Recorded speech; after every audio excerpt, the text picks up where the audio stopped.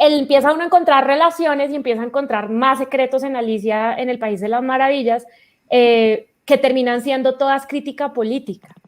Y entonces empieza uno a entender que todo es una excusa del tipo para realmente contarle a la sociedad un poco en la que vive, en la que además es una persona que es reconocida en su época, que no está de acuerdo con muchas de las cosas que pasan en ese momento.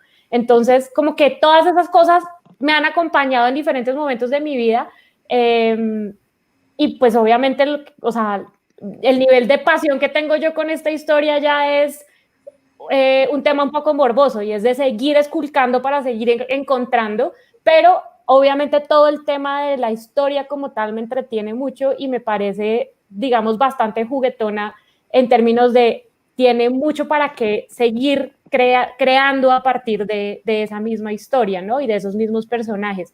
Tanto que las adaptaciones de las películas, yo estoy hablando mucho y estoy pasando por muchos lados. Tranquila, tranquila, tranquila. Interrumpir en cualquier momento, yo me callo. Tranquila, tranquila. Entonces las adaptaciones de las películas empiezan a tener como unas nuevas miradas, ¿no? Personales y también de agenda. O sea, yo digo, Disney tenía una agenda clarísima cuando hizo esa adaptación. Además la editó, después uno ve documentales en donde ve todo lo que le recortó. Pero dime. ¿Qué agenda tenía Disney ahí? No entiendo ahí. Él realmente estaba haciendo yo creo que estaba haciendo un tema, digamos, una crítica social a los 60.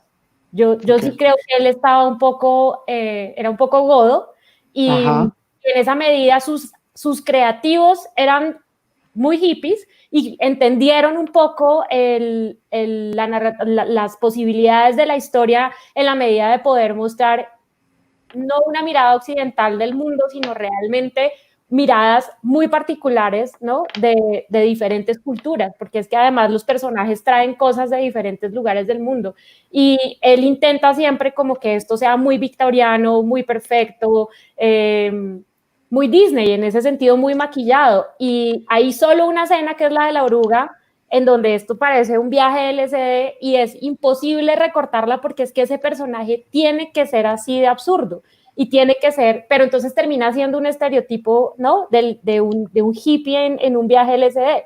Realmente ese momento de la historia es bastante revelador en un encuentro de dos culturas, ¿sí? Y es las dos miradas, la mirada occidental, que es la de Alicia, y la mirada oriental, que es la de la oruga. Entonces, en el libro eso tiene una mirada muy política y cultural, pero en la película termina teniendo también un encuentro, como no, de lo godo y lo hippie, que termina siendo una segunda lectura a ese momento y a ese diálogo que dice lo mismo, es quién eres tú, porque es que además ese diálogo es como para sacar de quicio a las personas y sobre todo para sacar de quicio a Alicia.